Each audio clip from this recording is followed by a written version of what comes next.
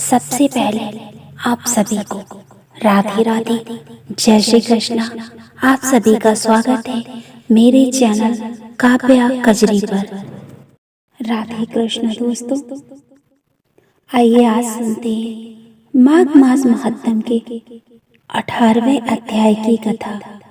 श्री वशिष्ठ जी कहने लगे कि हे राजन, मैंने दत्तात्रेय जी द्वारा कहा गया माघ मास का महात्म कहा। अब माघ मास के स्नान का फल सुनो कि हे परतंप, माघ स्नान सब यज्ञों, व्रतों और तपों का फल देने वाला है। माघ मास में स्नान करने वाले स्वयं तो स्वर्ग में जाते ही हैं, उनके माता पिता दोनों के कुलों को भी स्वर्ग प्राप्त होता है। जो माघ मास में सूर्योदय के समय नदी आदि में स्नान करता है, उसके माता पिता के 7 कुलों की पीढ़ी स्वर्ग को प्राप्त करती है। माघ मास में स्नान करने वाले दुराचारी और कुकर्मी मनुष्य भी पापों से मुक्त हो जाते हैं, और इस मास में हरि का पूजन करने वाले पाप समुदाय से छूटकर भगवान के सदृश से शरीर वाले हो जाते हैं। यदि कोई आलस्य से भी माघ में स्नान करता है, उसके भी सब पाप नष्ट हो जाते हैं। जैसे गंधर्व कन्याएं राजा के श्राप से भयंकर कल को भोगती हुई लोमस ऋषि के वचन से माघ में स्नान करने से पापों से छूट गई। ये वार्ता सुनकर राजा दिलीप ने विनय से पूछने लगे कि हे गुरुदेव, ये कन्याएं किसकी थी? उनको कब और कैसे श्राप मिला? उनके नाम क्या थे? ऋषि के वाक्य से कैसे श्राप मुक्त हुई और उन्होंने कहाँ पर स्नान किया? आप विस्तार पूर्वक सब कथा कहिए। वशिष्ठ जी कहने लगे, हे राजा, जैसे अरणि से स्वयं अग्नि उत्पन्न होती है, वैसे ही ये कथा धर्म और संतान उत्पन्न करती है। सो हे राजन, सुख संगीत नामक गंधर्व की कन्या का नाम विमोहिनी था। सुशीला तथा स्वरवेदी की सुमम्मरा, चंद्रकांत की सुतारा तथा सुप्रभा की कन्या चंद्रिका, ये 5 सब समान आयु वाली तथा चंद्रमा के समान कांति वाली और सुंदर थे। जैसे रात्रि को चंद्रमा शोभायमान होता है, वैसे ही पुष्प की कलियों के समान खिली हुई ये अप्सराएं थी। ऊंचे पयोधर वाली पद्मिनी वैशाख मास की कामिनी यौवन दिखती हुई नवीन पत्तों वाली लता के सदृश से गोरे रंग सोने के सदृश से चमकती हुई और सोने के अलंकारों से सुशोभित सुंदर वस्त्र धारण किए हुए अनेक प्रकार के गाने और वीणा अथवा बांसुरी तथा दूसरे बाजे बजाने में प्रवीण और ताल, स्वर तथा नृत्य कला में निपुण थी। इस प्रकार से कन्याएं क्रीड़ा करती हुई कुबेर के स्थान में विचरती थी। एक समय में कौतुकवश में माघ मास में एक वन में दूसरे वन में विचरती हुई मंदिर के पुष्प तोड़कर सरोवर पर गौरी पूजा के लिए गई।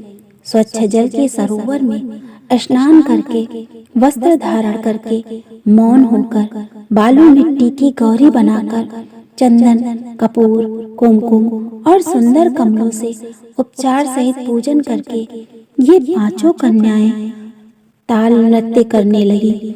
फिर ऊंचे गांधार स्वर में सुंदर गीत गाने लगी। जब ये कन्याएं नाचने और गाने में लीन थी, तो उस समय अच्छोद नामक उत्तम तीर्थ में वेद निधि नाम के मुनि के पुत्र अग्नि ऋषि स्नान को गए। वह युवा ऋषि सुंदर मुख, कमल सदृश नयन, विशाल छाती, सुंदर भुजाओं वाला दूसरे कामदेव के समान था। शिखा सहित दंड लिए, मृग चर्म ओढ़े, यज्ञोपवीत धारण किए हुए था।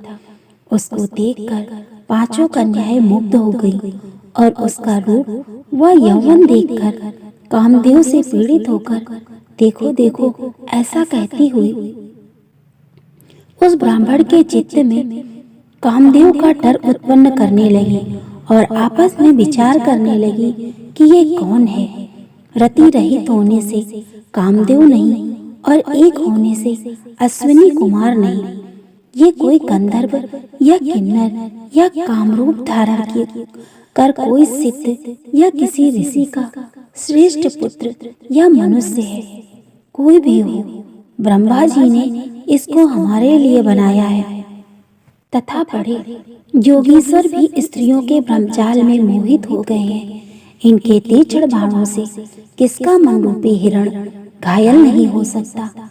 जब तक नीति और बुद्धि रहती है तब तक पाप से भय रहता है। जब तक की गंभीरता रहती है, यम विधि का पालन होता है, तब तक मनुष्य स्त्रियों के काम रूपी बाणों से बींधा नहीं जाता है। ये मुझे उन्मत्त और मुग्ध कर रही हैं। किन गुणों से धर्म की रक्षा हो सकती है। स्त्रियों के मांस, रक्त, मल मूत्र से बने घृणित और अशुद्ध शरीर में कामी लोगों की सुंदरता की कल्पना करके रमन कर सकते हैं। शुद्ध बुद्ध वाले महात्माओं ने स्त्रियों के पास रहना कष्टकारक कहा है। सो जब तक ये पास आए घर चले चलना चाहिए। अतः जब तक वह उसके पास आई, वह योग बल के द्वारा अंतर ध्यान हो गया। ऋषि पुत्र के ऐसे अद्भुत कर्म देखकर वह चकित होकर डरी हुई चारों ओर देखने लगी और आपस में कहने लगी कि ये क्या इंद्रजाल था। देखते देखते विलीन हो गया और वह विरह की अग्नि में जलने लगी और कहने लगी कि हे कांत, तुम हमको छोड़कर कहाँ चले गए। क्या तुमको ब्रह्मा ने हमको विरह रूपी अग्नि में जलाने के लिए बनाया था? क्या तुम्हारा चित्त दया रहित है जो हमारा चित्त दुखाकर चले गए? क्या तुमको हमारा विश्वास नहीं? क्या तुम कोई मायावी हो? बिना किसी अपराध के हम लोगों पर क्यों क्रोध करते हो? तुम्हारे बिना हम नहीं जिएंगे। जहाँ पर आप गए हो हमें भी शीघ्र ले चलो, हमारा संताप हरो और हमें दर्शन दो। सज्जन लोग किसी का नाश नहीं देखते। ये तो थी माघ मास महात्म के 18वें अध्याय की कथा। अगर आपको ये कथाएं पसंद आ रही हैं तो ऐसे ही और वीडियो देखने के लिए मेरे चैनल को सब्सक्राइब करें, लाइक करें, कमेंट करें। राधे राधे, जय श्री कृष्ण।